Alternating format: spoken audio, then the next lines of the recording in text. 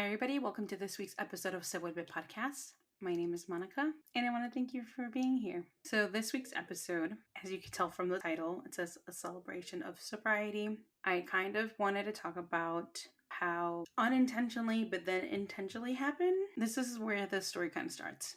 In 2020, during the pandemic, when everything slowed down and we were kind of forced to stay home, like 2 months after, or about 2 months after things got locked down, I didn't like the way I was feeling. So I ended up joining my friend's 2-week sugar detox challenge. Essentially, there was a lot of things in that detox challenge that you were supposed to give up for about 2 weeks. And alcohol was one of them.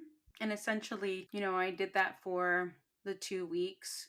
But then it just kind of continued the next couple months. I also started to lose weight, and it was just a change of lifestyle where I was eating more nutrient dense foods. I was walking every single day, and then later on I was exercising about 2 to 3 times a week.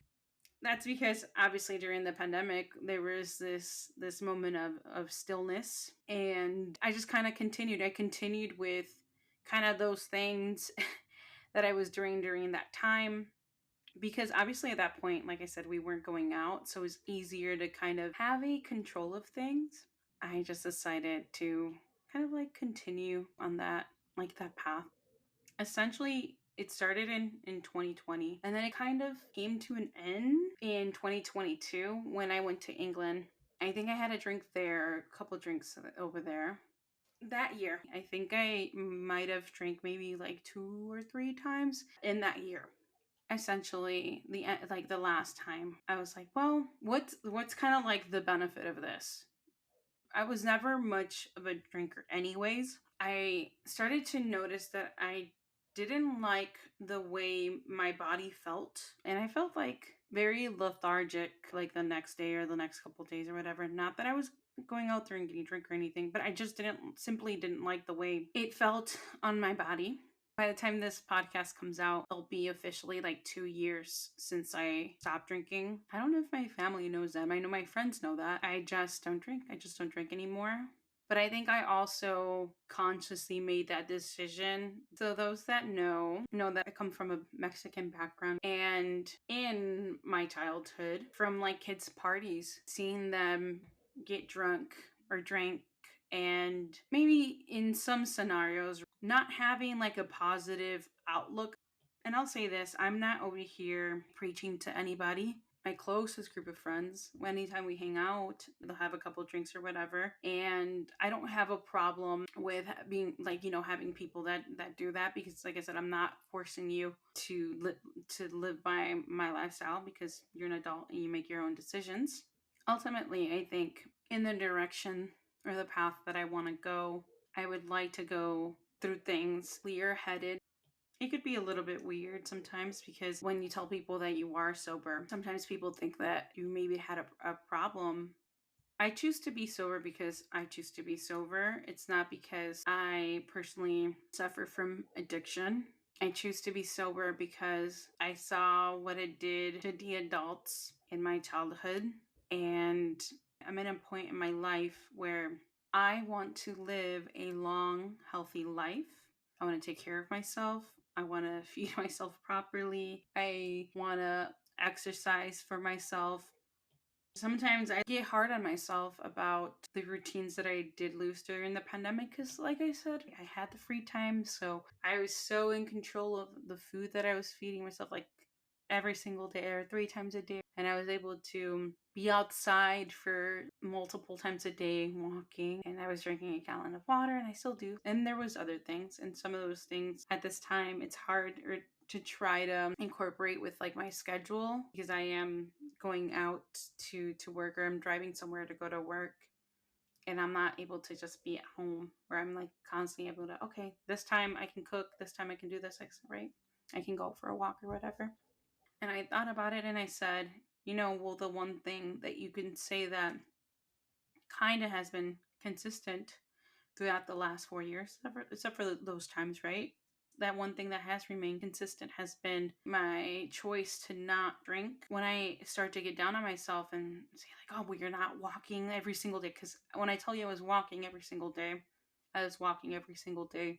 I was exercising 3 times a week for an hour. I was eating nutrient dense, and I'm using the word nutrient dense so that I don't give a negative stigma or so that psychologically it doesn't affect me. The one thing that I have been consistent on has been like not having alcohol. And I'm proud of myself.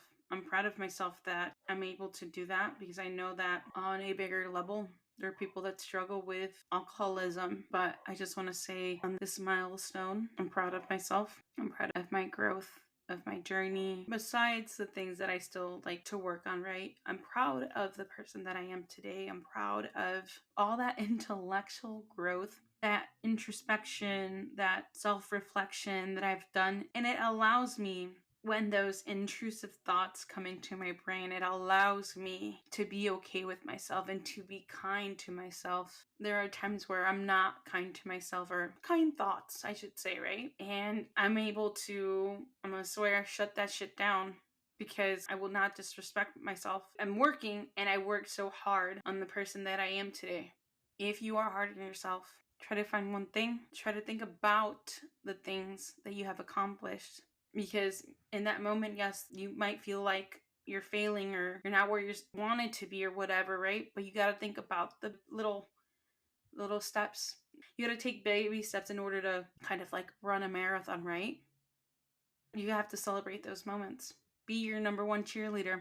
Prioritize yourself. Love yourself. It's not always easy. It's not. And like I said, I'm learning. I'm growing. I know I went on a rant. I always feel like I go on a rant.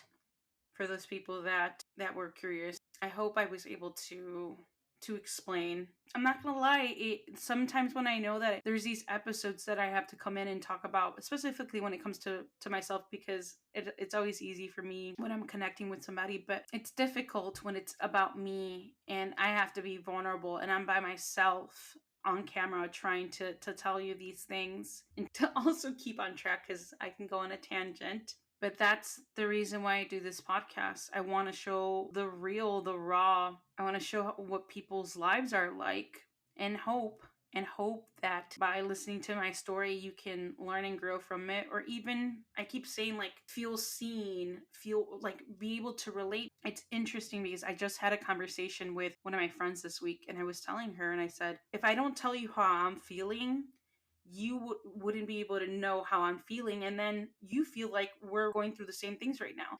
How are you able to find somebody to talk to if you don't talk about these things? Because you are not alone. I'm not alone. My friends are not alone.